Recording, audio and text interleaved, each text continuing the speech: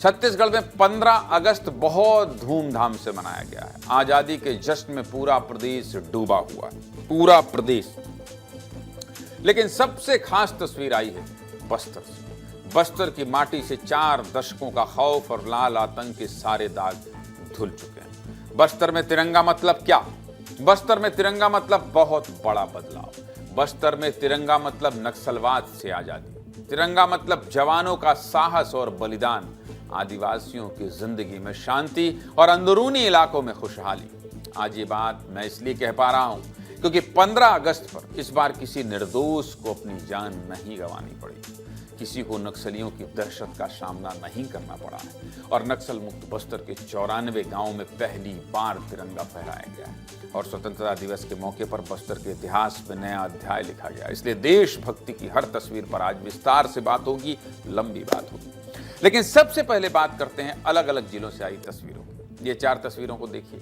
राजधानी रायपुर में मुख्यमंत्री विष्णुदेव साय ने तिरंगा फहराया और सांस्कृतिक कार्यक्रमों की प्रस्तुति हुई। इस दौरान परेड ग्राउंड में सीएम साय ने लोगों को संबोधित करते हुए कई बड़े ऐलान किए, जिसमें शिक्षक भर्ती, किसानों को राहत, 500 करोड़ के एआई मिशन जैसी कई योजनाएं शामिल हैं। इसके साथ ही सीएम साय ने पुलिस अधिकारियों और जवानों को पदक देकर सम्मानित किया और जवानों की 17 टोलियों ने सलामी दी। दूसरी तरफ डिप्टी सीएम विजय शर्मा ने जगदलपुर में तिरंगा फहराया और शहीदों को श्रद्धांजलि दी, जबकि वित्त मंत्री ओपी चौधरी ने रायगढ़ जिला मुख्यालय में तिरंगा फहराया और परेड की सलामी ली। 15 अगस्त से जुड़ी एक रिपोर्ट आपको छत्तीसगढ़ की दिखाता हूं, देखिए।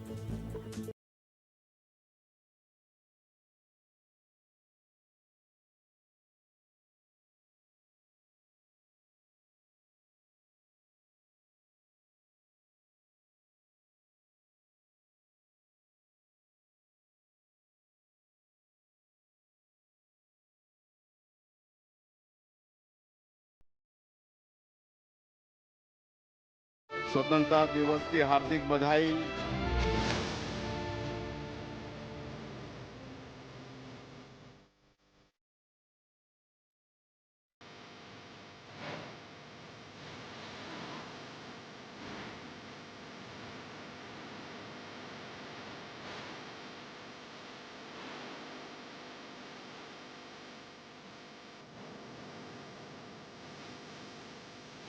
आज हम भारत माता के उन सभी महान सपूतों को नमन कर रहे हैं जिन्होंने देश की आजादी के लिए अपना सर्वस्व न्यौछावर कर दिया। ये तो बात हो गई प्रदेश भर की। अब बात करते हैं बस्तर की और शुरुआत करते हैं सुकमा जिले से। ये तस्वीर देखिए। ताड़मेटला में 19 साल पुरानी दहशत पर आजादी की जीत हुई है। 76 जवानों ने जो बलिदान दिया था, अब उस बलिदान को सच्ची श्रद्धांजलि मिली है। इस गांव में जब पहला स्कूल खोला गया था तो नक्सलियों ने शिक्षक की हत्या कर दी थी। फिर जनताना अदालत में शिक्षा दूत को भी नक्सलियों ने बेरहमी से मार डाला था और 15 अगस्त पर यहां नक्सली काला झंडा फहराते थे। लेकिन अब इस गांव की तस्वीर पूरी तरह बदल चुकी है। बच्चे, बुजुर्ग और महिलाएं सब मिलकर 15 अगस्त मना रहे हैं और भारत माता के जयकारे लगा रहे हैं। और ये कहानी सिर्फ ताड़मेटला की नहीं है भाई साहब, बल्कि सुकमा जिले के 50 गांवों में पहली बार तिरंगा फहराया गया है। पहली बार यहां आजादी के जश्न पर लड्डू बांटे गए और राष्ट्रगान गाया गया है। और जानते हैं, इन 50 गांवों में मिनपा भी है जहां 17 जवान शहीद हुए थे और बुरका लंका भी है जहां 25 जवान शहीद हुए थे। इन जगहों के लोग कभी हिडमा, देवा जैसे खूंखार नक्सलियों के खौफ में जीते थे, लेकिन अब सिर्फ जश्न है। यहां आजादी मतलब कोई कुछ जानता ही नहीं था। तिरंगा फहराना मतलब कोई कुछ समझता ही नहीं था। आजादी के जश्न में बूंदी और नमकीन खाना जैसे यहां किसी को मालूम ही नहीं था। और दूसरी तरफ बीजापुर से भी ऐसी तस्वीर सामने आई, जहां 33 गांवों में पहली बार तिरंगा फहरा, जिसमें मनकेली गांव भी शामिल है। मैं मनकेली गांव की एक कहानी बताना चाहता हूं। मैं ओडीएफ घोषित होने पर बीजापुर के मनकेली गांव गया था। जब मैं वहां से लौट कर आया तो बीजापुर के कलेक्टर ने मुझसे कहा, क्या बात कर रहे हैं आप, मनकेली गए थे? मैंने कहा जी मनकेली गया था। आपको पता है क्या हुआ था? जब मैं मनकेली गांव गया तो जगह जगह जेसीबी जली हुई पड़ी थी, गाड़ियों में आग जनी थी। मैं आगे बढ़ रहा था और मुझे डर लग रहा था कि मैं कहां जा रहा हूं। मनकेली जाने के साथ ही मुझे रोका गया, मुझसे पूछा गया कि आप कौन हैं। मैंने बताया मैं पत्रकार हूं और फिर मुझे एक घर में बिठाया गया। घर में बिठाने के बाद उस घर में शादी हो रही थी और उस घर में शादी हो रही थी। मेरे कैमरा पर्सन अरविंद सोनवानी थे, मुझे अच्छे से याद है। वो नॉनवेज परोस रहे थे। मैं नॉनवेज खाता नहीं, ऐसे में उन्होंने मुझे खाने की पेशकश की, मैंने मना कर दिया। तो जब मना कर दिया तो वो नाराज हो गए। वहां बहुत सारे बंदूकधारी माओवादी भी थे। अब उनके बीच में मैं फंस गया था। ऐसे में मैंने नॉनवेज अरविंद सोनवानी को दे दी कि आप खा लो। मैंने कहा चावल और नमक मुझे दे दो, तो फिर मैंने चावल और नमक खाया। फिर मुझे कहा गया कि आप चलिए वहाँ जो बाजा बज रहा है उसमें नाचिए, तो मैं नाचा। फिर वहाँ विदाई दिया और फिर विदाई देने के बाद मैंने कहा भाई मैं भटकते भटकते आ गया था, मुझे वापस जाने दो। ऐसा लगा कि मेरी जान आज जाने वाली। तो कुल मिलाकर ये वो मनकेली गांव है जहां की सीमा और सरहद पर आप एंटर करेंगे तो आप माओवादी के कब्जे में पहुंच जाएंगे। लेकिन आज क्या हो रहा है देखिए, जो माओवादी की आर्थिक राजधानी मानी जाती थी और पिछले साल यहीं पर नक्सलियों ने एक युवक की हत्या भी कर दी थी, जहां घुसना यानी पहले अपना परिचय देना होता था, वहां आज तिरंगा लहराया जा रहा है। आपको मेरे सहयोगी शहनवाज और बीजापुर से युकेश चंद्राकर की ग्राउंड रिपोर्ट दिखाता हूं, फिर आगे बात करेंगे। देखिए,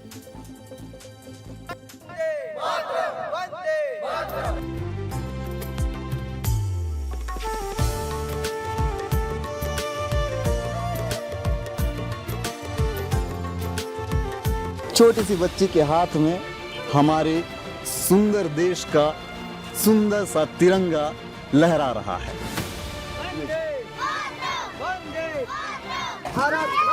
देखिए रैली निकाल रहे हैं छोटे छोटे बच्चे। क्योंकि पहले हमारे गांव, हमारे पंचायत में काला झंडा फहरा हुआ करता था, लेकिन आज की तुलना में बहुत अच्छा हो रहा है।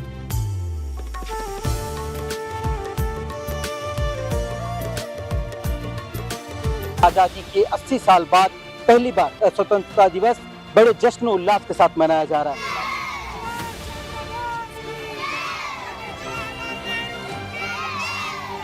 कभी इस इलाके में तिरंगे झंडे की जगह काले झंडे नजर आते थे और अब पूरे गांव जो है तिरंगा झंडे के रंग में रंगता हुआ नजर आ रहा है। हाँ, पहली बार है।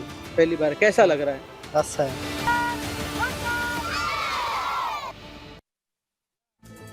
ये बहुत खूबसूरत तस्वीर है। इन बच्चों की भारत माता की जय करती तस्वीर, यकीन मानिए ये बहुत बड़ा बदलाव है इस प्रदेश में। मैं इन तस्वीरों को देख रहा हूं तो मुझे लग रहा है, एक कहानी आपको और बताता हूं। एक गांव में, सोचिए, एक गांव में झंडा तिरंगा फहराने की कहानी दिखाने के लिए जिले के एसपी से मैंने मदद मांगी और मुझे मदद के रूप में लगभग 100 जवानों की एक टोली दी गई और हम लगभग 25 से 30 किलोमीटर गांव के अंदर गए। उसमें महिला कमांडोज भी थी, आज वो यूट्यूब में पड़ा होगा। तब हम लोग कहानी ये करते थे कि महिला कमांडो और जवान एक गांव पहुंचे हैं जहां काला झंडा फहराया जाता था, वहां आज तिरंगा झंडा फहरा रहा। उस समय ये नेशनल चैनलों की बहुत बड़ी स्टोरी हुआ करती थी और हम लोग पगडंडी रास्ते से होते हुए पैदल बारिश में महिला कमांडो के साथ उस गांव में पहुंचे और पूरे गांव को छावनी में तब्दील कर दिया गया। गांव वाले आए तो उनके अंदर एक डर था, एक सहमा हुआ पूरा माहौल था, एक पूरा सहमा हुआ माहौल था। लेकिन उसके बाद झंडा फहराने के बाद वापस आने की चुनौती की कैसे सुरक्षित वापस पहुंच जाए। इसके अलावा कांकेर में भी ऐतिहासिक काम हुआ है। आपको याद होगा कि पिछले साल बिनागुंडा में तिरंगा फहराया गया था, जिसका वीडियो वायरल हुआ तो नक्सलियों ने जन अदालत लगाकर 22 साल के मनीष की हत्या कर दी थी। लेकिन आज उसी जगह गांव वालों ने बिना खौफ के 15 अगस्त मनाया है और आजादी को करीब से महसूस किया है। वहीं दंतेवाड़ा जिले के 5 गांव में भी पहली बार आजादी का जश्न मनाया गया है। दंतेवाड़ा से आंसू सिंह भदौरिया और पखांजूर से राजेश हल्दर की भी आपको रिपोर्ट दिखाता हूं, देखिए।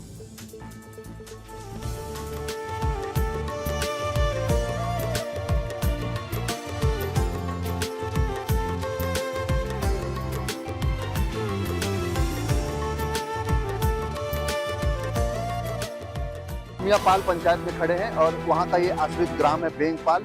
ये एक तरीके का टापू है, ये एक तरीके का जो है नक्सल का गढ़ था।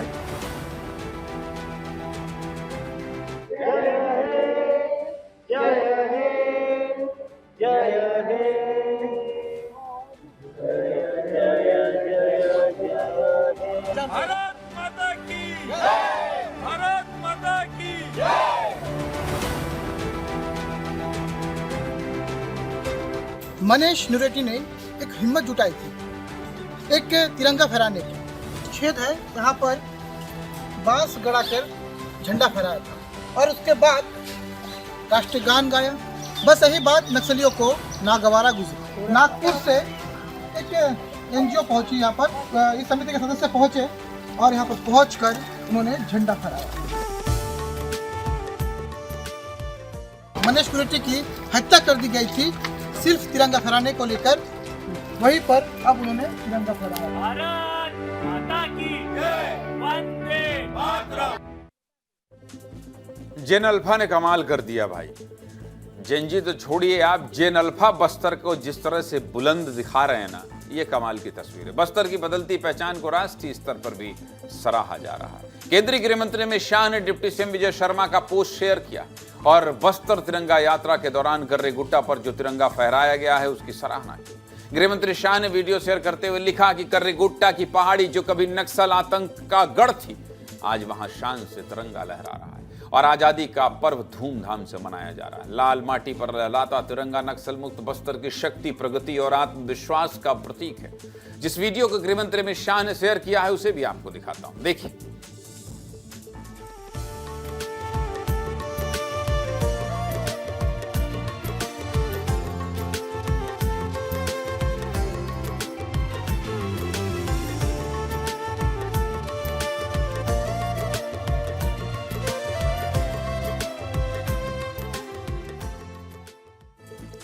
मैंने आपको दो कहानी बताई, दो से ज्यादा यानी सैकड़ों कहानी का जो संग्रह है वो मेरे सहयोगी संजय ठाकुर के पास है। संजय, आज जब हम ये तस्वीर देख रहे हैं, यकीन मानिए मतलब मेरे तो रोंगटे खड़े हो रहे हैं। और ये जो जेन अल्फा की बात कर रहा हूं मैं,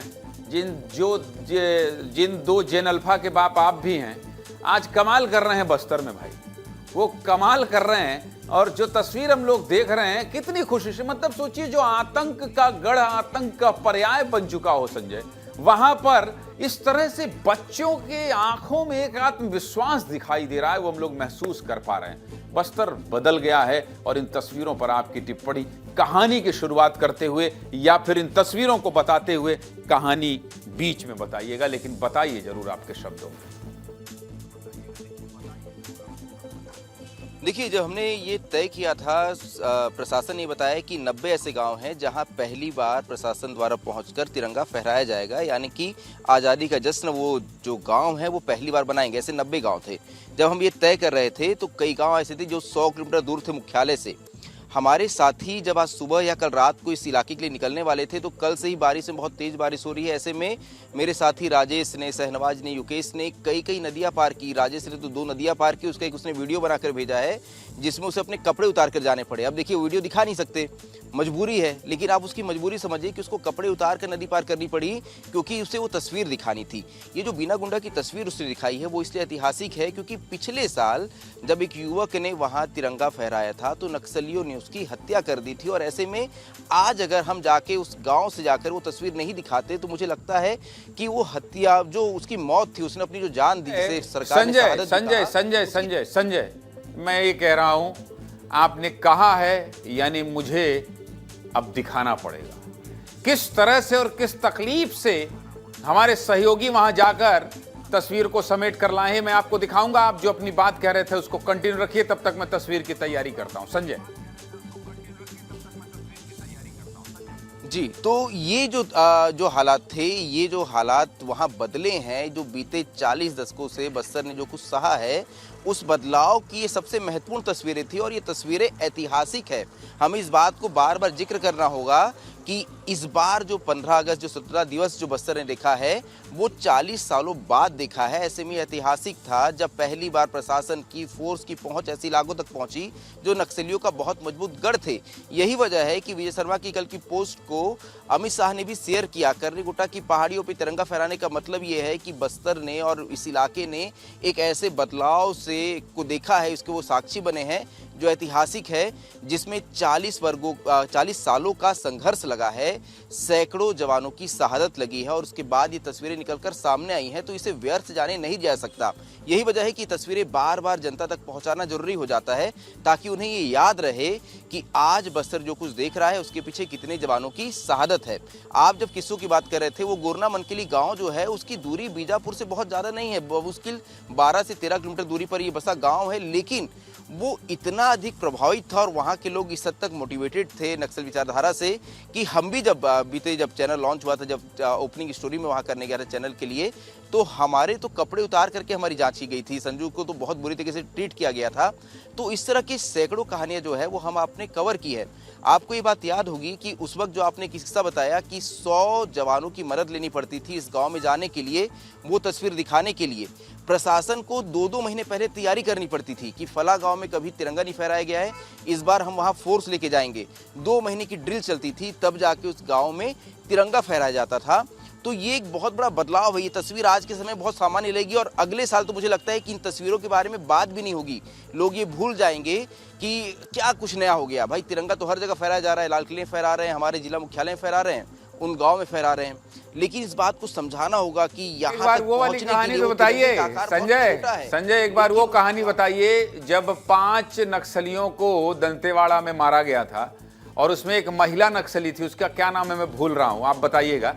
और मैं, आप और रानू तिवारी तीनों लोग गए थे, उसका नाम, हाँ, और मैं अपनी बात पूरी कर लूं। और फिर उसके बाद वहां जाके मैं एकदम आम रिपोर्टिंग करने लगा था और लौटने के बाद माओवादियों ने घेर लिया था और उसके बाद आपने मुझे समझाया था, अरे सर सुनिए तो आप थोड़ा कम बोला करिए, ये इलाका ऐसी जगह है जहां आप ज्यादा नहीं बोलिए। फिर उसके बाद मैंने आपको ढकेल दिया था और मुझसे नंबर मांगा गया तो मैंने कहा ये संजय मुखिया है, इसका नंबर ले लीजिए। मतलब ऐसी स्थिति, वो कहानी जरा बताइए आप, क्या था मामला? जी, दरअसल अभिषेक पल्लव बहुत चर्चित आईपीएस है, उस वक्त वहाँ एडिशनल हुआ करते थे। एक बड़ा ऑपरेशन हुआ, 5 माओवादी मारे गए। कुशी नाम की बड़ी नक्सली महिला कमांडर थी, वो ही मारी गई और उस इलाके में उसकी बहुत पहुंच थी, उस इलाके में उसे बहुत माना जाता था। यही वजह है कि जब हम वहाँ रिपोर्टिंग करने पहुंचे, हमारे साथ एक लोकल गुरुजी थे, हमारे मित्र भी हैं वो, और हम लोग बहुत ही अलग तरह की बाइक लेके गए थे, स्पोर्ट्स बाइक लेके पहुंच गए थे वहाँ पर। तो वहाँ कौतूहल का विषय था कि ये कौन लोग आ गए हैं। फिर आपकी रिपोर्टिंग, क्योंकि आप बहुत तेज़ आवाज़ में रिपोर्टिंग करते हैं और आपकी रिपोर्टिंग में जो है कई बार थोड़ी नाराज़गी भी नज़र आती है, तो वहाँ के ग्रामीण जो थे, आप जिन्हें ग्रामीण समझ रहे थे, दरअसल वो संगठन के लोग थे और वो इस बात की जांच करने आए थे। क्योंकि जब हम वहाँ पहुँचे तो वो लोग, होता क्या है कि इनकाउंटर के बाद कुछ सामान नक्सलियों की छूट जाते हैं, पीछे कुछ जवानों की छूट जाते हैं, तो उसे इकट्ठा किया जाता है। एक प्रॉपर रिपोर्ट नक्सली द्वारा तैयार की जाती है, जिसमें ये तय किया जाता है कि आखिर ऐसी गलती क्यों हुई कि उन्हें इतना बड़ा नुकसान हुआ। तो दरअसल उस वक्त वो ये काम कर रहे थे, जब हम पहुंच गए तो उन्होंने इस काम को रोक दिया और ग्रामीण जो थे वो संगठन के ही लोग थे, हथियार हालांकि उस वक्त लेके नहीं आए थे। तो आपकी रिपोर्टिंग से वो लोग थोड़े नाराज़ हो रहे थे और इस बात को लगातार वो हमें कह रहे थे। जब वो गोंडी में बात कर रहे थे तो हमारे साथी जो है बता रहे थे कि ये लोग बहुत नाराज़ हो रहे हैं भैया हम लोग की रिपोर्टिंग से। और यही वजह है कि फिर उन्होंने तो डिलीट करने भी कहा था, हालांकि वो फीड किसी तरह से बच गई। और आपके मोबाइल में तो उसका भी पर्चा भी आया था, आपको याद होगा, आपका उन्होंने नंबर मांगा और नंबर मांग के फिर एक पर्चा भेजा था, जिसमें उन्होंने बताया था कि इस घटना को उन्होंने नक्सलियों ने कैसे देखा है। तो इस तरह की मुझे लगता है सैकड़ों कहानियां हैं। कभी अगर हम बैठेंगे, कभी मुझे लगता है कि इस पर भी चर्चा करनी चाहिए और इस पे बस्तर के सारे पत्रकारों को हमें जोड़ना चाहिए। आपने भी याद दिलाया तो मुझे लगता है हमें इस आइडिया पे भी काम करना चाहिए और एक दिन हम सिर्फ 1 घंटा इसी पे निकालते हैं। सुनिए संजय, सुनिए, यहाँ करना क्या चाहिए, करना आप ही को है, बस्तर आप ही तो इसको इम्प्लीमेंट कर दीजिए। लेकिन मैं आपने चूंकि याद दिलाया था इसलिए मैं वो वीडियो दिखाना चाहता हूं एक बार कि कैसे हमारे सहयोगियों ने, कैसे योगेश, कैसे राजेश, कैसे सहनवाज, कैसे तामेश्वर, कैसे तमाम जो सहयोगी हैं वो कैसे मेहनत करके इस रिपोर्ट को लाए। जरा दिखाइए, वॉल पे डालिए, ये देखिए, मैं किनारे चला जाता हूं। अब देखिए इस रास्ते से ऐसे मेरे सहयोगी गए हैं और इसलिए गए हैं ताकि ये तस्वीर दिखा सकें। ये दंतेवाड़ा से आशु सिंह भदौरिया मेरे सहयोगी हैं। देखिए यहाँ पे बाइक चलाना कितना मुश्किल है, जिस रास्ते से पगडंडी से जा रहे हैं उसमें कितना मुश्किल है। इसके अलावा कौन सी तस्वीर है, इसके अलावा ये देखिए, ये कौन है हमारे सहयोगी, इनके साथ हमारे राजेश हल्दर हैं, शायद राजेश हल्दर हैं ये, इनके सहयोग के साथ यहाँ गए थे और इस तरह की नदियों को पार करके वो रिपोर्टिंग करके आए हैं। तो कुल मिलाकर ये जो तस्वीर है, सोचिए इसको दिखाने के लिए किस तरह की मेहनत करनी पड़ रही है। और हमारे तमाम सहयोगी आज़ादी के इस महापर्व को, ये देखिए, ये शहनवाज हैं, ये शहनवाज हैं, ये शहनवाज हैं, देखिए ये भी जा रहे हैं और ये भी पार करके जा रहे हैं कि ऐसे सामान्य बात है, ये सामान्य बात है, लेकिन ये बताना पड़ेगा देश को।